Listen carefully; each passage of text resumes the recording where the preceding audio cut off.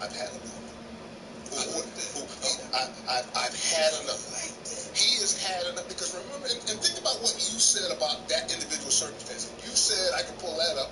I wish you had said something when DeAndre was there instead. Yes. Right. Yes. Okay. He had enough. I'm right with that. You know, and so for me, I don't care what happens.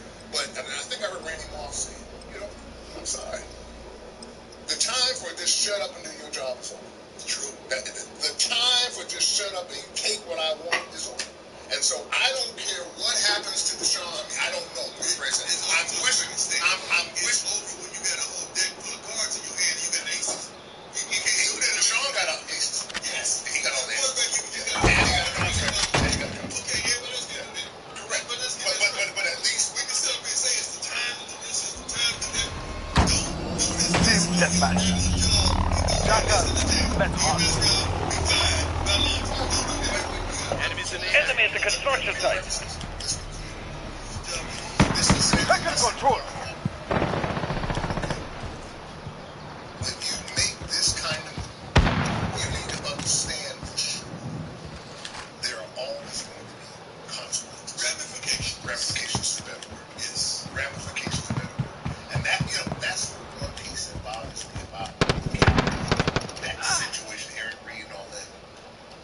You couldn't have made that move and not known something was going to happen. Whatever it was, we didn't know where it was going to. But you can't make Enemy at the cargo container like that and not understand something, whatever consequences. Yes. Yeah. Yeah. But see, but I like the young fella. I love the young fella. I would pray that wherever he lands, he's going to land somewhere. Now, I would say We're losing ground. Take it.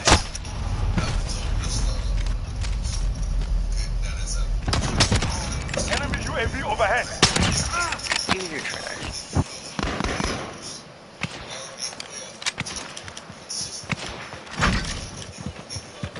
Enemies here.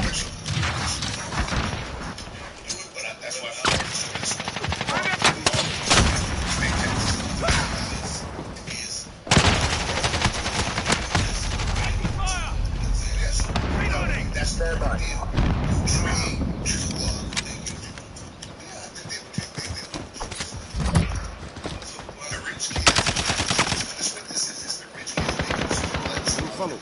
Enemy caught us like it. Take cover. Enemies here. Enemy at the destroyed building.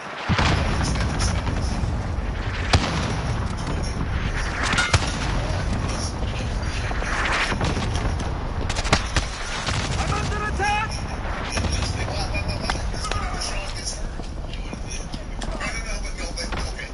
If Vincey got hurt, hang on, slow down.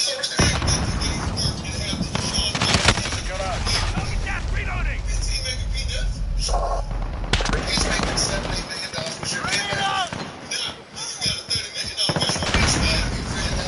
Reloading. You signed Vincey to redo his deal for 7 years. No. Enemy spotted.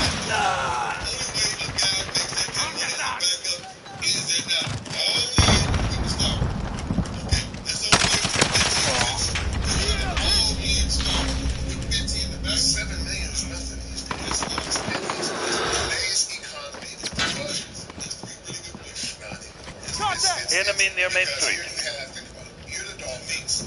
They have another year of season. Another year of season.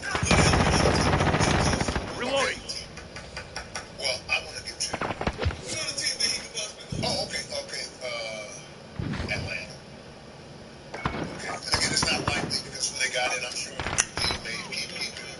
But I'm saying, what is clear to me is because of the Philly.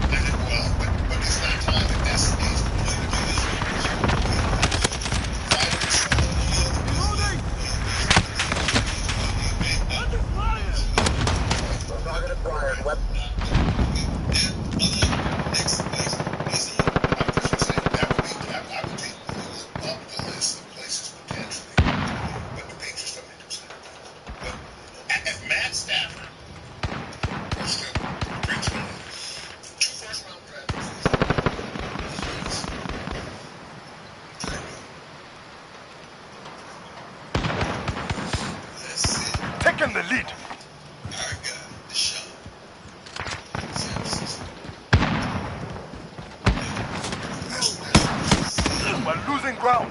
Take it back.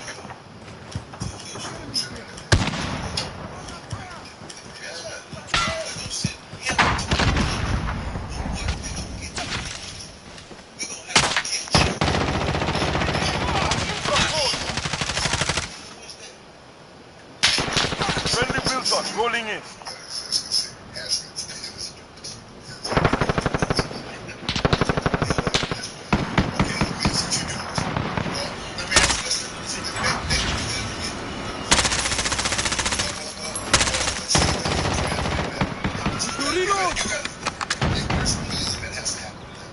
Halfway there. Inside.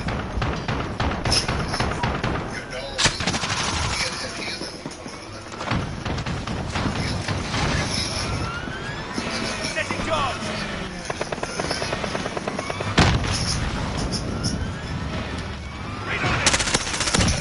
That one's gone!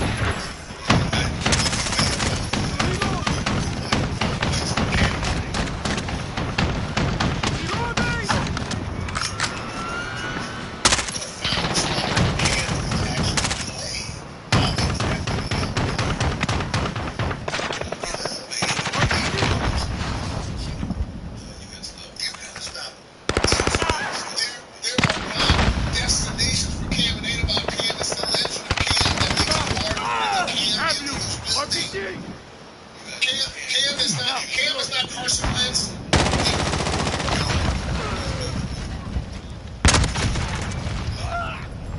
They're not getting rid of him. That's why they got. That's why they didn't sign whoever they signed. They found somebody who was going to keep him. Right?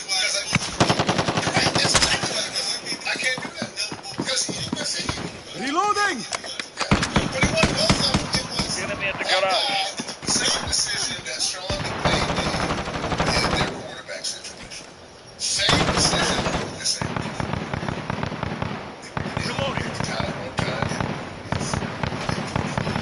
Enemy at the destroyed building. And what's weird is they both have success.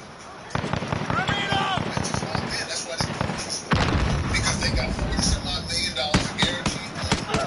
And whatever it is that they had to do, that's why he's still there. Enemy at the back alley.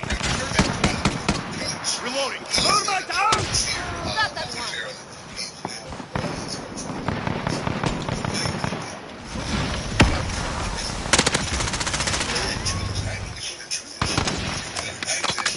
That's the new law of truth. I was just going to sign that truth. That's like Blackish truth.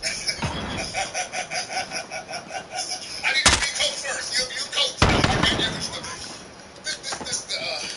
All the coaches sponsored by. All the coaches. Enemy in your main street. Sponsored every search people. Philly school, Detroit school. We're going to do that together. I don't get in the mouth. He was in it. Other teams that had job openings in the field. Yeah. Let's go. All You got enemies on there! the job. Can we get to the boat? What is it? I'm asking you. What do you hear? No, everybody said he done the interview. Apparently, I don't know that. That's yeah, right. So, but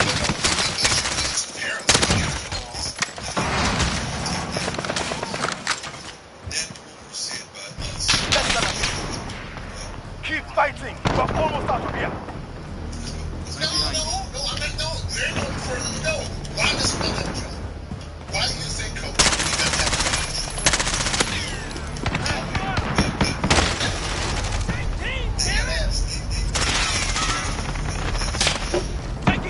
Weapons 3 and 5. Enemy care package inbound.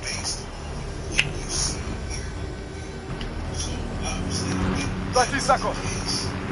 Time's up. Get moving.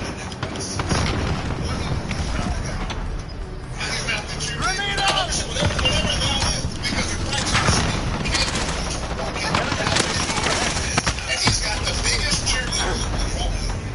Well, obviously, what else is it? He's out of college.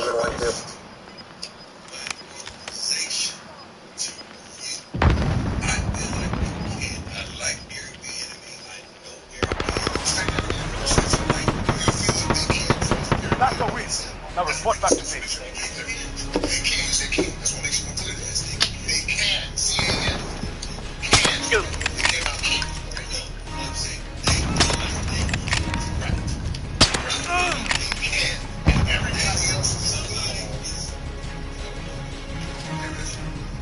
Hey, babe, I'm coming short right now. Hey, how you doing, man? How you doing? You're on the show live right now, so watch yourself. Your hair's right. Hey, babe, I gotta go. So you fill that house and you spend all that money you just spent. Love you. I'm just gonna call you later. Yeah. I feel like you can't trust him. Obviously, if he's not receiving a job, they must feel like they can't trust him with the whole organization. I don't agree with that. But I don't know because I'm not there. Right. My viewpoint, and from what I'm hearing from the team in Kansas City, is that he is. Here's what we're gonna do. We gotta go to break. The term's coming up here in a minute. Here's what I want you to do, Coach. On the next episode, I want you to talk to us about the system. Tell us how does it all. Young lady on the sideline won't come up, and I think that's why LeBron wants fans, because you need that energy, you need that to drive you to be a better player, to get you over that hump, because it's been a long road trip for these guys, especially LeBron. More minutes than anybody on this team, so many years in this league, and you need that to fuel yourself. And we always talk about this. Every player in any sport, they always find that one thing they use to push their button. And I think tonight that pushed LeBron's button, and he was able to come through, because I was worried about him getting in double Team deathmatch. that moment. Enemy threats in the AO. Weapons hot.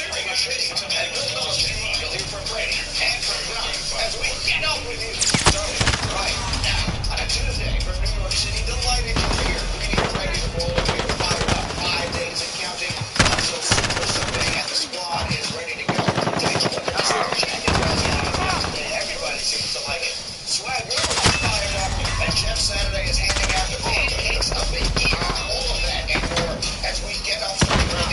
UAV overhead. Heading into the NFL season, which is the future of Aaron Rodgers and Green Bay. Yesterday, the Packers GM Ryan Woodward and their head coach Matt LaFleur addressing the topic. Here's what they had to say.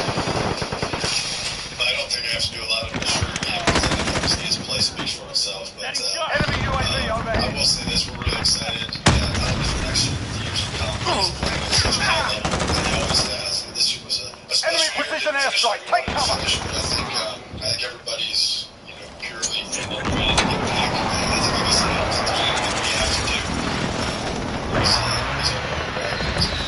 Absolutely, he will be here for a long time. I said that before, but for a long time. All right, so that's what they have to say. Here's former Packer offensive lineman T.J. Lang. Got a reload. I don't think he wants to go anywhere, but I think he's going to hold their feet to the fire and say, hey, if you're going to keep me around, you're going to pay me, and you're going to bring in some players that I want to play with. We can take this next leap. That's a former teammate and friend. Let's get to the squad here, and let me start. Graziano with you. What is our sense as you talk to people around the league about the way they can say all the things they want? How does this Enemy look to you? VTOL in the AO. We're going to find out what T.J. Lang's first point. The Packers make an adjustment to Aaron Rodgers' contract. Again, we don't know for a fact this is what he wants, but if they make an adjustment to his contract, which has 3 years left on it, to guarantee more than $1 million, then I know that they're backing up the duck. He's going to be here a long time. If they don't, then they're leaving themselves the option to switch to Jordan Love at some point. They took in the first round last year. And the Packers usually like to give themselves flexibility. So we'll find out about that if they make an alteration to the contract this offseason. So T.J. Lang's second point, this notion that the Packers need to go out and bring in new guys is just not supported by that. They're 13-3 each of the last 2 years. The fact that they lost Amos and Tibbs does not mean that they didn't have enough good pieces around all the roster. They showed them better than last year's draft. The Packers operate a certain way, and I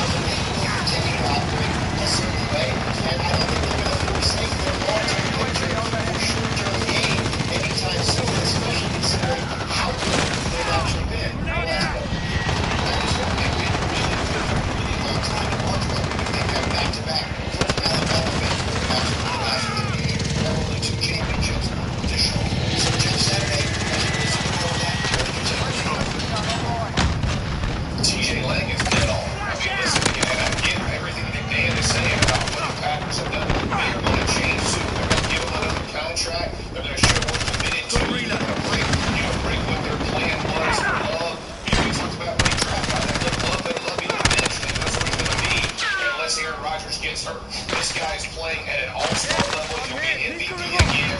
You're looking at him.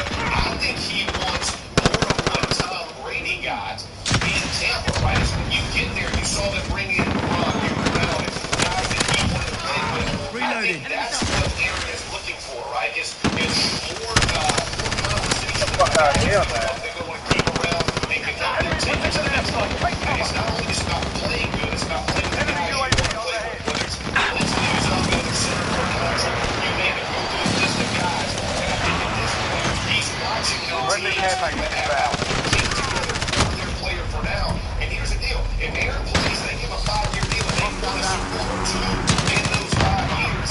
You've done the right thing by the organization. Whatever happens after that, you make do. But I think TJ's dead on, and I think they're going to break the tradition of what the Packers have been in the past.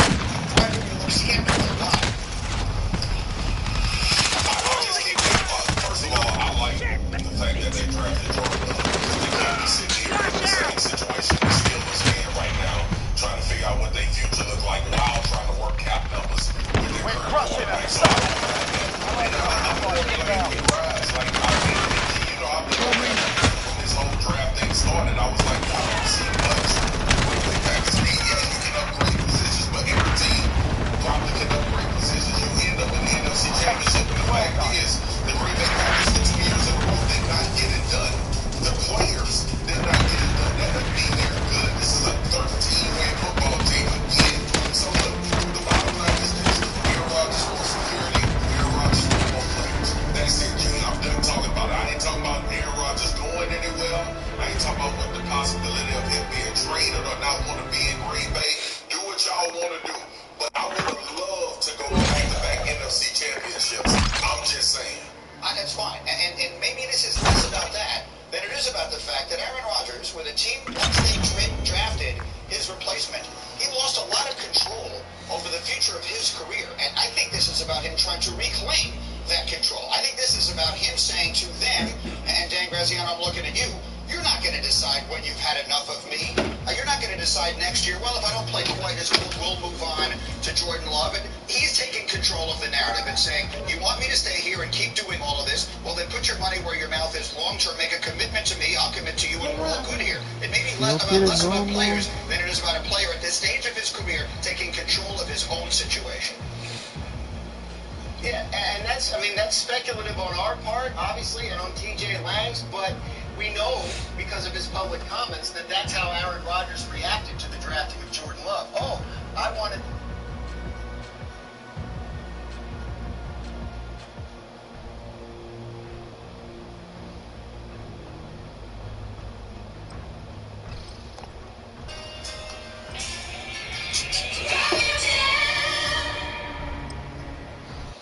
Hisense has big TVs. Rob Gronkowski likes big TVs. You may now skip this ad. Don't you love when someone who is bigger than everybody else, that talks cash shit on every scene, finally gets beaten up? I look at that like, the bigger they are, the harder they fall. You know what I'm saying? Today I'm going to be breaking it down and speaking to y'all on different situations that I done seen on people. Swore they were so tough and acted like they were tougher than everybody else, but still got their ass whooped. No matter how much they try to sweep it under the rug, it always feels good when they back when they got their ass handed to them. Because then all that gangster shit that they try to pull on after that goes right out the window. Oh, down there, suitcase business, so all you charge all shit. It's not the crazy. You gonna get it next time I see you, you go prepare it. Alright, y'all, keep on to you back. Notification that so you can see it first. If y'all into gaming or if you just want to hang out and enjoy the good vibes, y'all can catch me on my gaming channel. Just get it on gaming. Alright, so for this video here, I'm going to be breaking it down and speaking to y'all on about fighting. You know, but not just any fight. I'm speaking on the bigger they are, the harder they fall. And I felt like doing this because a lot of people, you know, in my comment section, they always be like, bro, tell us about this. Tell us about that. So I'm like, shit, you know what? I'm gonna give you the video you want. I'm gonna tell you how it is when you see someone who's big and someone who carries herself like a gorilla or or acts like they're a full-blown gangster finally gets their ass handed to them. El amigo, es amigo. We've all seen it happen to someone Que va ahí, es amigo. in our time of life. You can think back all the way from when you was a Mira, kid, bien lagueado. all the way till now you're being grown. Okay? There's got to be someone that you can think of that finally got their ass handed to them right now. The number one thing that they do when they finally get their ass handed to them is they try to screw up. They try to act like it never happened. You know what I'm saying? They act like it was a dream. You feel me? But it feels good though when you see it, because then you know all that gangster guerrilla energy that they was putting out there for other people, that means they just big faces.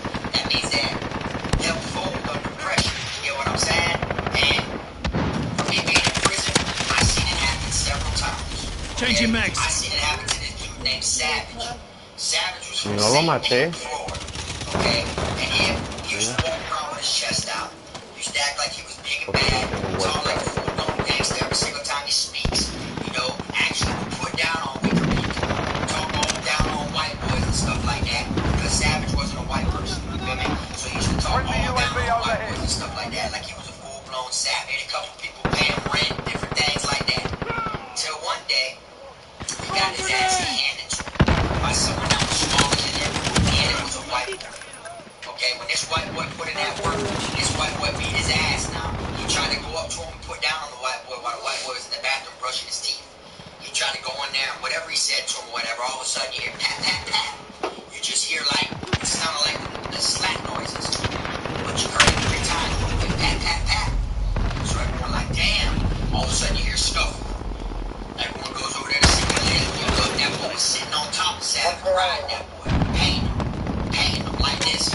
Paying for being in the room with Savage for so long and seeing how, you know, he always, you know, make people break it off and shit like that. It felt good from the scene I was sitting there watching.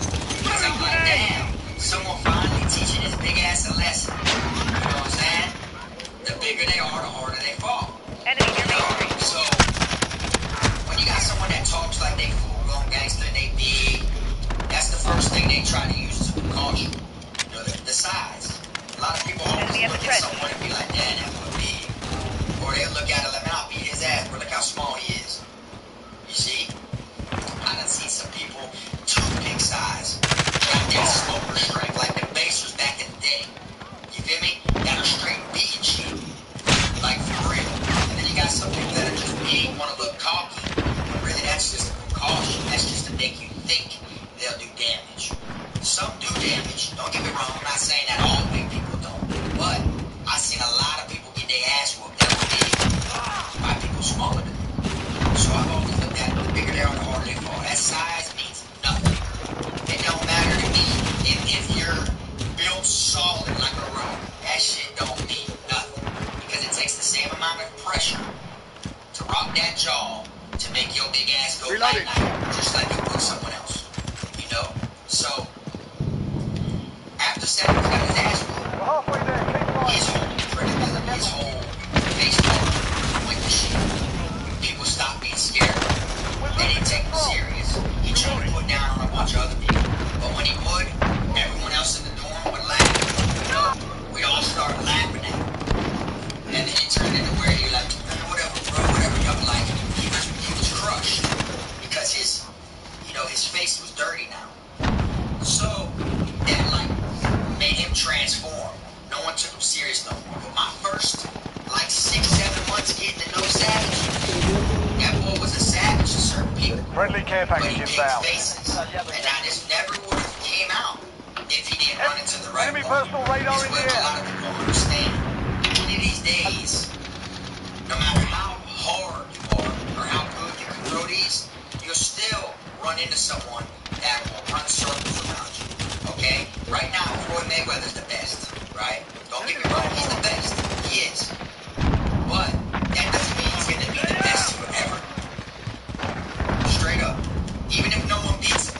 Say no one beats him and he retires. Let's say 50 years down the line, someone else ends up being undefeated just like him. Enemy personal radar in the air. Never beat Mayweather himself, but breaks Mayweather's record of going that long undefeated. Enemy You know what I'm saying? IAV tank on So the there's deck. always someone out there bigger and badder that just ain't been discovered yet. But no matter how big they are, you gotta just remember that. The bigger they are, the harder they are. My dad always taught me, son, when I was little, man, I always skated some shit. Some old boys used to tell me. And I said, yeah, because I had a problem. You can ask your uncle. Everywhere we went, I'd always get into it with the biggest person. Go to bar, club, always get into the biggest person every single time. It isn't like I take it to someone my size bracket. It's always someone bigger. And I'm like, damn, why you do that? He be like, well, because once I get them on their knees, they my size. You see what I'm saying? So once I get them on the floor, it's over. And that's how I grew up looking at it. Like, shit, I don't care how big you are. Just like a tree, bro. I'm gonna knock off something down. You know what I'm saying? I'm gonna trim that shit, bro. I'm gonna break you down. You're gonna be up here, I'm right here. Hand. That's it. Now you're on your knees. Friendly shield turret Hand. deployed. Now you're on your damn head. You know, you're down here now. You're my height. That's what it is. You know, but I love it, man. Like I said, these big ass people, Free yourselves up. they try to cover it up and hide it and still try to play the gangster image. You know, the longer you forget about it, when you play gangster, the quicker they'll sweep it under the rug. That's how they look at it. Because look at it this way.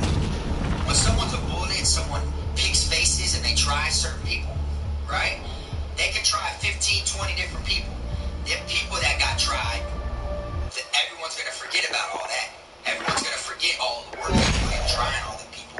They'll just remember, oh yeah, a couple months ago, what's his name, beat him up and robbed him for his commissary. But then next thing you know, a year later, they forgot all about that. So when these same people who are used to doing that, or talk like they're a gorilla, or try to put on that image like there's someone that someone should be scared of, they try to go into quiet mode because they don't want people to keep talking about them about it. And that's what kills that's what kills them, their energy, their drive, that makes them feel like they're somebody. Is once they get their ass handed to them, they don't know anything else to do. They might change their whole life around and act like it never happened. Just think about this now. If there's someone you know that was a bully, or someone you know that talked like that was a stone cold gorilla, gets their ass handed to them, first thing they do after it happens is they act like it didn't happen. Right or wrong? When really, when you get in a fight, win, lose, or draw, you're supposed to feel good about that fight, even if you lost. These dudes that get beat up in the UFC all the time, they feel bad that they lost, but they still got a big enough pride, dignity inside because they got. You have a reputation for hunting monsters. This is David Darkler's people sleep. Or do also like you are. In there.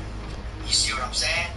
But when someone talks like they a full-stone killer, whether they a gang member, whether they a motivational speaker, whoever it is, when they get their ass handed to them, they will do anything they can do to ignore that. You know? I'm gonna tell you another story. This dude named Cool, right? There was this dude named Cool, alright? Cool wasn't in the same dorm as me, but he got his ass handed to him inside the child hall. While my dorm was at child with his dorm, you feel me? Now, Cool, the whole compound knew Cool at this time, alright? I was at Calhoun, and Cool was another one, you feel me? He used to get into it with people, but he was fighting some real gangsters, though.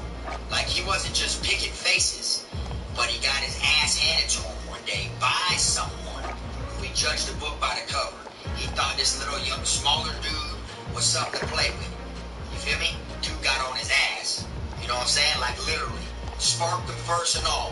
When he first sparked him inside the chow hall, everyone's seen it. Cool was like dazed off of it. And then that little man went to getting in his chest and went to putting it on him. Now, Cool still kept his rank. You know, he still was known or whatever, because like I said, he was known for fighting real gangsters. But not one day went by when someone ain't mentioned it to him, how he got his ass whooped in the chow hall. You feel me? Because it feels good to see that happen to someone who you've seen, you know, beat people up all the time. Everybody always wants to see the person who's known for winning, or the person who always talks about straight wins, get their ass handed to them. That's why a lot of people, you know, will eventually root for the underdog. You know, they'll eventually go for the underdog because they want him to take the title or take the rank or the position of whoever it is that's been winning. Then a lot of people will just bandwagon to the person who wins all the time and feel like, oh, this is an easy way to make money or to just be right. I'm going to bet with him. That's what people do. You know? But it doesn't matter, man. If you're 5 foot and this person you're about to get into with is 6 foot and he weighs almost 300 pounds and you weigh damn $150. That shit doesn't really matter. The bigger they are, the harder they fall. Especially if you're inside prison. Because inside of prison, if you're fighting them in a cell, they big ass ain't got nowhere to go. Ain't got nowhere to move. You got more room in this motherfucker than they got. You know what I'm saying? So you take advantage of that shit. You know, if you feel like they're bigger than you and you'll lose, shit, run up and catch a big ass off guard. Straight like that. Ain't no rule of street fight. Straight up. You see some big ass dude, he's always trying or something like that, and he's always putting down and trying to act like he runs shit, and you really want to teach him a lesson, but you know you don't know how to do it. Run up behind his ass, tap him on the right shoulder. When he turns to look to the right, when you don't see no one's there, when he comes back this way, just get to him. Just make sure that first hit counts. So you get an advantage on him because you're smaller than him. Don't let him grab you though. That's the thing. These big people, they just want to grab. They feel like, oh, I'm bigger. I'll use my fat to muscle them. I'll use my fat as dead weight. That's what they'll do. You know what I'm saying? They'll fight someone skinnier than them, even if they fat. They not ripped. They'll use their fat as dead weight. They'll try to grab you and bring you to the ground by letting their self, you know, dead weight. So it looks like, oh, they got you. That's all they do. A lot of these big ass dudes don't know how to fight, man. Straight up. What you think majority of them are inside the gym for? Trying to get swole for? To scare people off so that way people don't want to fuck with them. That right there's a sign off rip. Not all of them now, but a lot of them. They just go to the gym and get big so they look like not to be fucked with. When really, man, that shit's soft as cotton. That shit ain't nothing. You can hit that boy with a poker. It's like hitting a water balloon. Air that shit out. You know what I'm saying? So, always remember that. Don't ever think because of the size. You feel me? And if you do think that because he's way bigger than you, like I said, man, you sneak his big ass. You feel me? Walk up to him when he least expects it. Act like you're tying your shoe. When he goes to walk by, throw a damn banger straight to his kneecap. Like throw a banger, a haymaker. Try to take his damn knees out. You know what I'm saying? Like, or something. You can use it. You can go for his knees if you don't want to go for his face. You feel me? This one dude, my dad told me a story on when he was locked up back before I was even alive. This one dude used to take this dude's tray inside of this cell every single day. You feel me? Inside of this cell, he used to take this dude's tray. Back then, they had bars. It was like bars. It wasn't. And one day, this dude got tired of it. He literally waited till the dude was near the bars, went up on him, got him like this, held on to both bars so the guy stuck in between him and went like this and just started hitting him as hard as he could and knocked that big ass dude out. Eventually. That's what he did. That's how he got the best of him. He trapped him between the two bars, and then after that he finally just started knocking him out. He held him like this, the dude couldn't really do nothing, and then he knocked his ass out. You see, so there's plenty of ways, man, you knock these big ass dudes out if you feel like they're trying to take advantage by using their size. Because what's the common joke y'all hear about prison? Y'all hear about Bubba, right? Or Big Red. You know, just things like that. From people who are known as Team deathmatch. Get out there. Promote the company. People in there like that. I've never seen was on that advantage. The real big one was on that trying to rob you down or scare you with their size and different things like that. Walk inside the chow hall. Enemy precision airstrike inbound. Flat. Walk over there. Enemy VTOL. Enemy UAV overhead.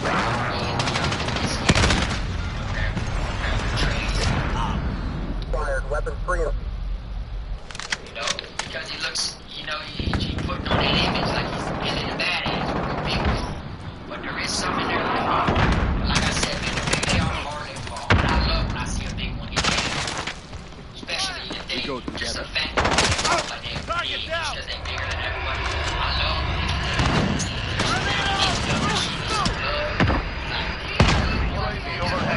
like that. Feel me? And you can't help but to anytime you see their face, think it will come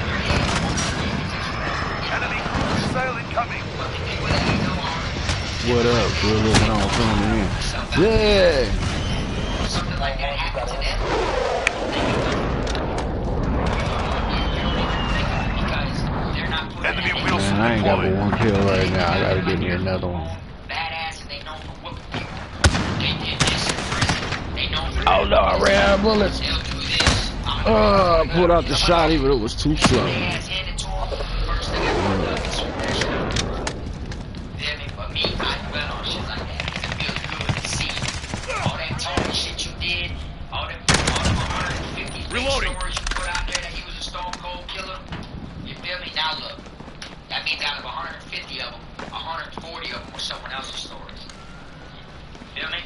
Like I said before, one of my videos, I had a box one time in a box for 60 days. And he was telling me, he'd been down 10 years. He was telling me all these stories and shit, all these war stories. About what he was doing in his last camp and all this different stuff. He was a tattoo man. As soon as we got out the box, we got put in the same quad. And there was some tattoos on me. His name was Q. He was from Orlando. And there was some tattoos on me and shit. Next thing you know, he gets slapped in the mouth by someone. And I'm like, bro, I gotta eat that one, bro. I gotta eat that one. I'm like, what you want me to take the bait for you? What you mean you gotta eat that one? Bro, I gotta eat that one, bro. I gotta eat that one. Bro, you just let this nigga slap you in the mouth. You're talking about, I'll take the bait for you, bro. Nah, bro, just let it go. Just let it go. And I'm like, what you doing? Whatever. 60-day war stories you was telling me. All this shit, bro. Like, all that shit went out the mind. Feel me? Man, why my shotty ain't doing damage? Yourself totally different. Well, I gotta figure out how to work this thing. He ended up being a hold down. Friendly sentry gun deployed. Oh, I see how it works. That's how it ended up happening. All because his words were right out with that smack. That shit just flew out the window with him. You know what I'm saying? Like Freddy vs. Jason. Freddy vs. Jason. EMP thrown away. Jason to the damn dream world, and Jason crawled into a little baby, and he's sitting there crying with his ass on. Reloading. Man, this bitch kicked too much. This gun moved too much for me. You try to zone in or something? Yeah, that's too much movement. I gotta switch guns. Setting claymore. Because prison's not for everybody. It ain't meant for no. You know what I'm saying? No one should go to prison. You feel me? But there's ones that, you know, things are gonna happen. It's gonna break you. Reloading. Enemy UAV.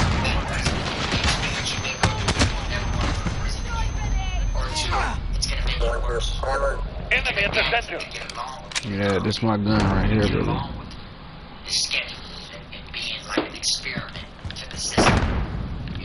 Here we go. It's game time.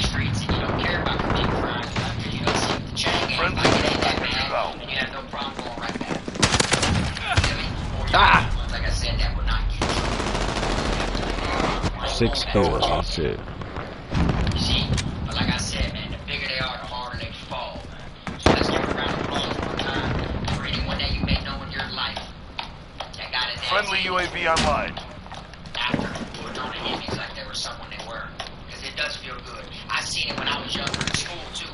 It'd be, you know, the bullies and shit, like yank people's book bags and shit, pick on different people, throw them in lockers, stuff like that. Seen bullies get their ass whooped before too, inside of school. You know? Because you gotta remember, like I said, no matter how big they are, the same amount of pressure, boy, to rattle that jaw. You rattle that jaw, boy, they going night-night. Night-night. Feel me? And if you hit them all enough, boy, you aim for the temple, boy, they might not win. That's just how you gotta do it. You know what I'm saying? But, like I said, man, anyways, this video right here ain't long. It's kind of like off topic a little bit. It's, you know, it's a little prison related, but at the same time, I just want to drop it on. The bigger they are, the harder they fall. Because a lot of people act tough for no reason. And one day, the right person is going to run down on that person or come across their path, and they're going to be in a world of shit. You know? Like me, I'm not out here looking for problems. I'm not out here riding around looking for EMP thrown away. I got a family I take care of. But if bitch come in my path or comes in my lane or anything like that, Damn it, why'd I do that? stop until their whole shit is rewired. That's just me, personally. I got so much time on my shoulders if I go back to prison that I can't just play with you. Reloading. I gotta make it worth it if I go back. You know what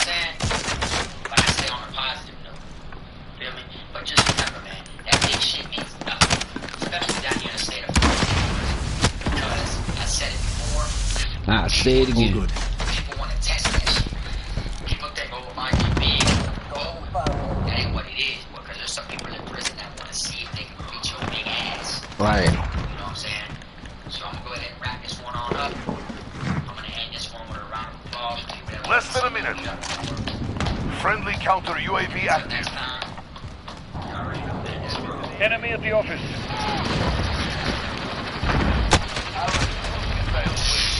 Sam will give me a shirt here. I need a new shirt. Like a sweater or something. One of the most common things that you're going to see on a day-to-day basis inside of prison is a knife. Better known 30 seconds. as a bang. Time's up. Move. Enemy UAV overhead. Let y'all know how I had a real switch inside of prison. Reloading. Cell phone, I'm gonna charge it on top of the list. It's not rough, I'm missing. I'm gonna get it. Next time I see gas, you gonna get there. Okay, everybody, y'all know. Enemy at the office. Y'all go ahead and hit that like subscribe button. Make sure you hit that. Okay, I appreciate everybody that's been watching my channel. You know, my subscribers keep on going up. Slowly but surely we're getting there. And you know, keep on y'all get a real story about prison. Fall back, soldier. Fight another day. Which means until the end. Alright? So now, for this video here, I'm gonna be breaking it down to y'all, let y'all know how I got a real switchblade inside of prison. Alright? As y'all seen on the intro, comments.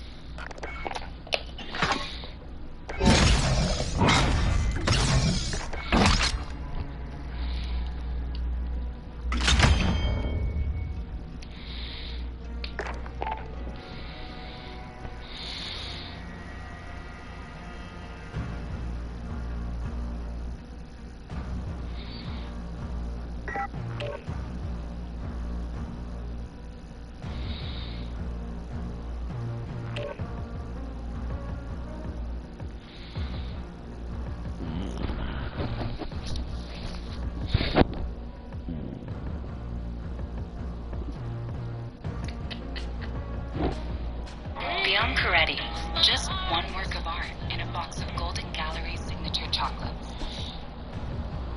Prepare your taste buds. Kit Kat Duo's fancy dark chocolate. Have fun. See that notification okay. I appreciate everybody that's been rocking my channel. You know, my subscribers keep on going up. Slowly but surely we're getting that. And you already know, y'all have real skill about prison. I don't like this board. Until the end. Alright? So now, for this video here, I'm gonna be breaking it down to y'all, let y'all know how I got a real switchblade inside of prison. Alright? Let y'all see on the intro. Common standard banger. Alright? It's your main type of thing. When they're actually trying to take your life. Okay? Now, the knife that I got in particular, I'm going to tell y'all how I got it, how I lost it, how, you know, the whole thing, the whole situation. And it was actually one of the trickiest situations I found myself in when I was inside of prison, alright? Now, I don't have the actual switchblade that, you know, of course I had in prison, but it wasn't one of the ones that you press the button and slide down. This one here was more like, it had the little handle part right here. So when you just go like that, it slings over, alright? And I know a lot of people are wondering, damn, how do you get a type of knife like that while incarcerated? Alright, well, you're going to learn right now that anything is possible, alright? The way that systems are ran, the way that things go down on a day-to-day basis, you can literally get any single thing that you want inside of prison. The funny thing about it is, I didn't even plan on getting it. But how it turned out. Anyways, at this time in particular, I was at Calhoun CI. Alright? I'll never forget this. I was in Calhoun CI and I was in H dorm. Alright? For anyone who's ever been in Calhoun, they know H dorm was the only dorm on the compound that is a T dorm. All the other dorms on the compound were okay, but a T dorm was H dorm, which is a hallway like this, a hallway like that, and a hallway like that. So it's shaped like a T, you know? Now, T cells. Oh my God. You know, stuff like that. So, one day we're sitting there in the room, I'm just sitting there chopping up with my bunkie. I'm leaned up on the door, you know, talking to him. It's counseling. Have us locked inside of our cell. Next thing you know, officer walks by the count. You know what I'm saying? He comes by. Team deathmatch. Enemy threats in the AO. Weapons hot. Don't think nothing of it. I'm sitting there talking to him, whatever. All of a sudden, something slides under my door. Slides all the way under my door. So fast. And it hit the back wall. Damn. Hostiles in the warehouse. Standard cell. You have the door. We've taken control. And then you have a wall with your window. So something slid under my door real quick into my cell. I'm like, damn, what the hell is that? You feel me? When I go grab it and look, taking fire! Okay. My first instinct was, officer trying to set me up. Straight up. So I slid it back out under the door. You know what I'm saying? Right back out there. Right back under the door. My mom was like, what was that? And I was like, boy, that looked like a door. Like I more than that. Stay with it. Get out of here. Stand around. Like I swore he was trying to set me up. Next thing you know, we're watching them. We're trying to keep an eye on them. See any type of suspicion, any weird stuff. Like, watching them, you know, see, like, make any calls, start doing paperwork, and try to put on any gloves, and they're gonna come shake down. All rip, I'm thinking, boy, this officer trying to set me up. You know, Friendly UAV overhead. like, what is the odds that I'm sitting there telling Hostiles in the area. And a damn, real deal street knife just slides under my door. Man, you know what they gonna do when you get caught with that? You're going to pick up knife, you're going to see it. Wow, that's a little friend. Yeah. Okay. So, man, really, if you get caught with a big enough knife, now if you get caught with a real deal street knife, bad charge, you know what I'm saying? They definitely transfer you. You definitely get put on CM. You know, they're gonna wonder how you got this knife, what kind of pool you got. Like a red flag, the whole rest of your bid, the officers gonna know about you, the whole bid, the eyes on you, where you go. Because they're gonna think that you got proof some type of way. Like, what was you gonna do with that real deal street knife? You know? Just like, got that long ago on my channel about people who actually, you know, had got guns in the mail. You know what I'm saying? They got caught for it. Y'all can look it up. It happened in Florida. But anyways, this real deal street knife came under my door, and I'm looking like, laying down the phone like this while reloading. Talking to me, Got your back. breaking it down to him about some shit, whatever it was at the time. I was like, that was a real knife, bro. He was like, hell nah. So I said, look, come on.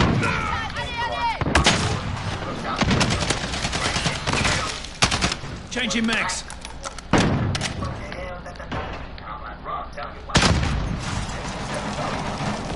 That never ever happens. And I know the reason it never ever happens is it never ever happens again. AMIB. I never had an officer slide through the door. You know what I'm saying? And he's going like, what the hell? Is he trying to set me up? You feel me? So when I start thinking, my mind starts, you know, flipping on me. Next thing I'm thinking like, damn, like what if there's a kid on me or something? Trying to put me up on game. You know what I'm saying? Where he's thinking like, you know, like I'm gonna try to warn this. Hostiles up reloading. I don't know. I start talking about him. I'm gonna start shit. I start getting his head, making him head. What was for you? I don't know an officer like that. I mean, I know who he is, but what? We ain't cool like that. He ain't never been like on my payroll or nothing like that. That's what I started telling my bunkie. I'm like, what? Maybe you got some questions going on there we don't know about. Maybe that knife will help you. All right. So you're thinking like, hell no. Enemy at the warehouse. Start thinking if he had pressure, somebody or something like that. I'm thinking like, well, you trying to set me up? You trying to tell me something? So, what I ended up doing is, I set it in my nose. That's like he set down. I let him know to grab it, and then, of course, they had cameras. Watch it.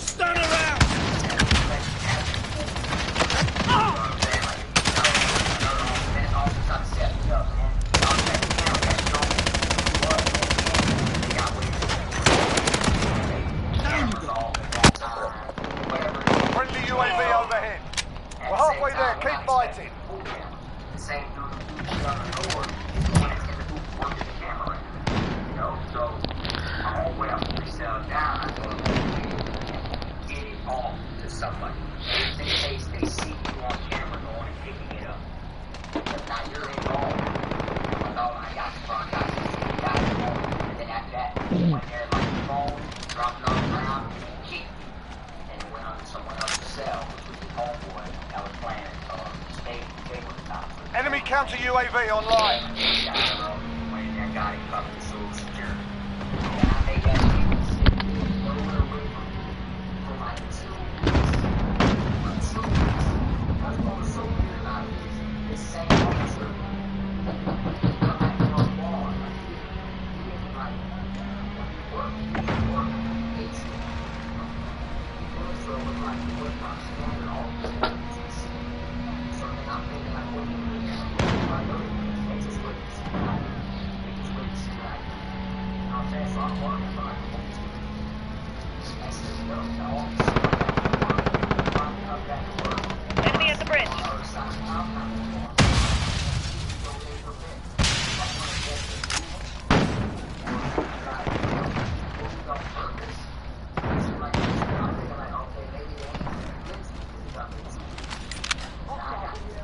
Allied cluster strike inbound.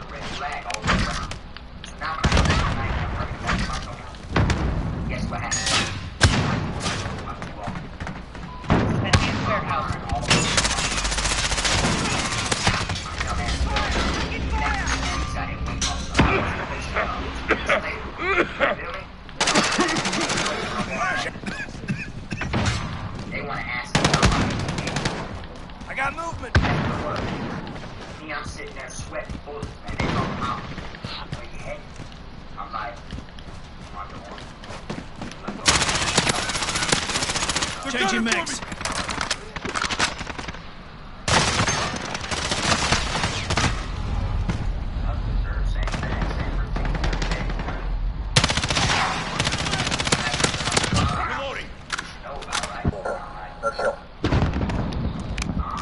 Enemy at the bridge. This is our fight. Stay focused.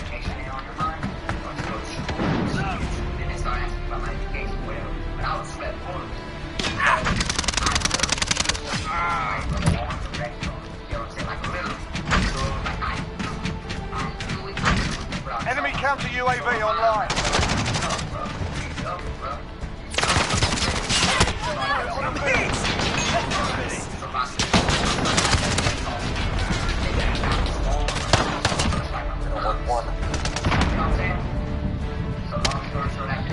Now that was a fight. Solid work. I'm on back of my floor, like, oh, yeah, well, I want to get this back off. So